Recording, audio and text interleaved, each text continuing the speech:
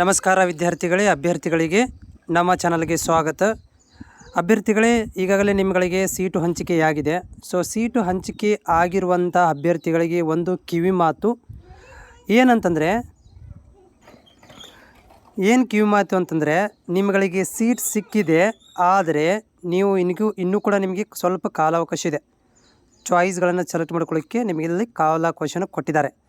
ಅದಕ್ಕಿಂತ ಮೊದಲು ನೀವೇನು ಮಾಡಬೇಕಂತಂದರೆ, ಆರ್ಡ್ರ್ ಕಾಪಿಯನ್ನು ಡೌನ್ಲೋಡ್ ಮಾಡೋದಕ್ಕಿಂತ ಮೊದಲು ಕಂಪಲ್ಸರಿ ಕಾಲೇಜ್ಗಳಿಗೆ ವಿಸಿಟ್ ಮಾಡಿ, ಅಲ್ಲಿ ಬೇಕಾದರೆ ನೀವು ಅಲ್ಲೇ ಹೋಗಿ ಆರ್ಡ್ರ್ ಕಾಪಿ ಡೌನ್ಲೋಡ್ ಮಾಡ್ಕೊಳ್ಳಿ.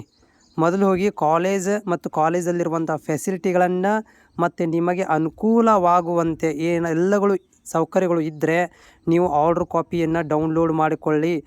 ಚಾಯ್ಸ್ ಒನ್ನನ್ನು ಡೌನ್ಲೋಡ್ ಮಾಡಿಕೊಳ್ಳಿ, ಚಾಯ್ಸ್ ಒನ್ನನ್ನು ಸೆಲೆಕ್ಟ್ ಮಾಡಿಕೊಳ್ಳ್ರಿ.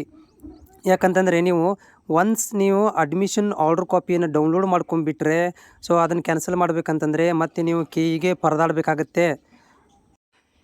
ಈಗಾಗಲೇ ಒಂದು ಫಸ್ಟ್ ರೌಂಡದ್ದು ಸೀಟ್ ಸ್ಕೆಡ್ಯೂಲನ್ನು ರಿಲೀಸ್ ಮಾಡಿದ್ದಾರೆ. ಇವತ್ತಿಂದ ನಿಮ್ಮಗಳಿಗೆ ಏನಾಗುತ್ತೆ ಅಂತಂದರೆ, ಚಾಯ್ಸ್ಗಳನ್ನು ಸೆಲೆಕ್ಟ್ ಮಾಡ್ಕೊಳ್ಳಿಕ್ಕೆ 3ನೇ ತಾರೀಕು ತನಕ ಕಾಲಾವಕಾಶ ಇದೆ. 3ನೇ ತಾರೀಕು ರಾತ್ರಿ 12 ಗಂಟೆ ತನಕ ನೀವೇನು ಮಾಡ್ಬೋದು ಅಂದ್ರೆ ಚಾಯ್ಸ್ಗಳನ್ನು ಸೆಲೆಕ್ಟ್ ಮಾಡ್ಕೋಬೋದು. ಅದಕ್ಕಿಂತ ಮೊದಲು ನೀವು ಏನು ಮಾಡಬೇಕಂತಂದರೆ ಕಾಲೇಜ್ಗಳನ್ನು ನೋಡಿ. 3ನೇ ತಾರೀಕಿನ ಒಳಗಡೆ ಹೋಗಿ ನೀವು ಕಾಲೇಜ್ಗಳನ್ನು ವೀಕ್ಷಣೆ ಮಾಡಿ ಆಮೇಲೆ ಆರ್ಡ್ರ್ ಕಾಪಿಯನ್ನು ಡೌನ್ಲೋಡ್ ಮಾಡ್ಕೊಳ್ರಿ. ಹೋದ ವರ್ಷ ಏನಾಗಿತ್ತು ಅಂತಂದರೆ, ಗಡಬಡಿ ಒಳಗಡೆ ಸಿಗುತ್ತೆ ಇಲ್ಲ ಅಂಥೇಳಿ ಆರ್ಡ್ರ್ ಕಾಪಿಯನ್ನು ಡೌನ್ಲೋಡ್ ಮಾಡ್ಕೊಂಡ್ರು. ಆರ್ಡ್ರ್ ಕಾಪಿ ಡೌನ್ಲೋಡ್ ಮಾಡ್ಕೊಂಡು ಕಾಲೇಜಿಗೆ ಹೋದಾಗ ಅಲ್ಲಿ ಕಾಲೇಜ್ ಬಿಲ್ಡಿಂಗೇ ಇಲ್ಲ, ಸರಿ ಇಲ್ಲ, ಫೆಸಿಲಿಟೀಸ್ ಇಲ್ಲ, ಏನು ಮಾಡಬೇಕು ಅಂತ ಭಾಳಷ್ಟು ವಿದ್ಯಾರ್ಥಿಗಳು ಕಷ್ಟಪಟ್ಟಿದ್ದಾರೆ. ಹೀಗಾಗಿ ನೀವುಗಳು ಕೂಡ ಆರ್ಡ್ರ್ ಕಾಪಿ ಡೌನ್ಲೋಡ್ ಮಾಡೋಕ್ಕಿಂತ ಮೊದಲು ಕಂಪಲ್ಸರಿಯಾಗಿ ಕಾಲೇಜ್ಗಳನ್ನು ವೀಕ್ಷಣೆ ಮಾಡಿ, ಕಾಲೇಜ್ಗೆ ವೀಕ್ಷಣೆ ಮಾಡಿಕೊಂಡು ಆಮೇಲೆ ನೀವು ಅಲ್ಲೇ ಬೇಕಾದರೆ ಓಕೆ ಅನಿಸಿದರೆ ಆರ್ಡ್ರ್ ಕಾಪಿಯನ್ನು ಡೌನ್ಲೋಡ್ ಮಾಡಿಕೊಳ್ಳಿ. ಆರ್ಡ್ರ್ ಕಾಪಿ ಡೌನ್ಲೋಡ್ ಮಾಡ್ಕೊಂಡು ಅಡ್ಮಿಷನನ್ನು ಪಡ್ಕೊಳ್ಳಿ. ಇದು ಇಂಪಾರ್ಟೆಂಟ್ ಆಗಿದೆ. ಬಟ್ ನಿಮಗೆ ಅನಿಸುತ್ತೆ ಇದು ತುಂಬ ಏನಂದರೆ ಮಾತಿನಲ್ಲಿ ವೇಟ್ ಇಲ್ಲ, ಆದರೂ ಕೂಡ ನಿಮಗಿದು ನಿಮ್ಮ ಜೀವನದ ಪ್ರಶ್ನೆ. ಯಾಕಂದರೆ ಒಂದು ಸಲ ನೀವು ಆರ್ಡ್ರ್ ಕಾಪಿ ಡೌನ್ಲೋಡ್ ಮಾಡ್ಕೊಂಡ್ಬಿಟ್ರೆ ನೀವು ಬೆಂಗಳೂರು ಕೆಗೆ ಹೋಗಬೇಕು, ಅಲ್ಲೇ ಫೀಸನ್ನು ಪೇ ಮಾಡಬೇಕು, ಕ್ಯಾನ್ಸಲ್ ಮಾಡಿಸ್ಕೋಬೇಕು, ಕಷ್ಟ ಆಗುತ್ತೆ ಪೇರೆಂಟ್ಸ್ ತೊಗೊಂಡು ಅಡ್ಡಾಡೋದು. ಅದರ ಬದಲು ನೀವೇನು ಮಾಡಬೇಕಂತಂದರೆ, ಆ ಕಾಲೇಜನ್ನು ಇನ್ ಕೇಸ್ ಆಫ್ ನೀವೇನಾದರೂ ಗೊತ್ತಿಲ್ಲದೆ ಕಾಲೇಜ್ ಅಡ್ಮಿಷನ್ ಮಾಡಿಸಿದರೂ ಕೂಡ ಪ್ರಾಬ್ಲಮ್ ಏನಾಗುತ್ತೆ ಅಂತಂದರೆ 4 ವರ್ಷ ನೀವು ಸಫರ್ ಆಗಬೇಕಾಗತ್ತೆ.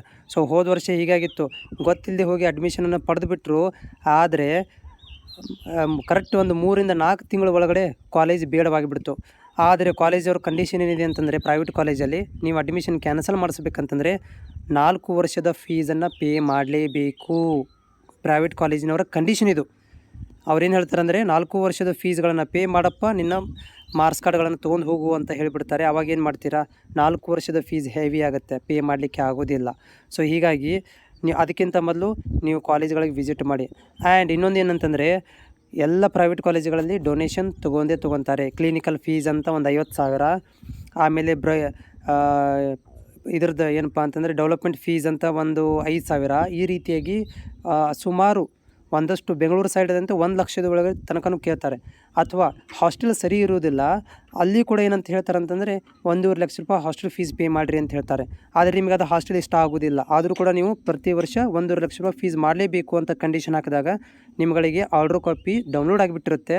ನೀವು ಅಡ್ಮಿಷನ್ ಹೋಗಿರ್ತೀರಿ, ಕ್ಯಾನ್ಸಲ್ ಮಾಡಬೇಕಂದ್ರೆ ನೀವು ಬೆಂಗಳೂರಿಗೆ ಓಡಿ ಹೋಗಬೇಕಾಗತ್ತೆ.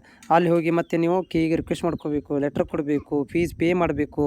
ಇವೆಲ್ಲ ಕಷ್ಟ ಅನುಭವಿಸೋಕ್ಕಿಂತ ಮೊದಲು ಇವತ್ತೇ ಏನು ಮಾಡಿ ಅಂತಂದರೆ, ನೀವು ಬಸ್ ಹತ್ತಿ ನಿಮ್ಗೆ ಎಲ್ಲಿ ಸೀಟ್ ಸಿಕ್ಕಿದೆ ಅಲ್ಲಿ ಹೋಗಿ ಆ ಕಾಲೇಜ್ಗಳನ್ನು ವೀಕ್ಷಣೆ ಮಾಡಿ ಓಕೆ ಅನಿಸಿದರೆ ಆರ್ಡ್ರ್ ಕಾಪಿ ಅಲ್ಲೇ ಡೌನ್ಲೋಡ್ ಮಾಡಿಕೊಂಡು ಅಡ್ಮಿಷನ್ ಮಾಡಿಸಿ ಬಂದುಬಿಡಿ.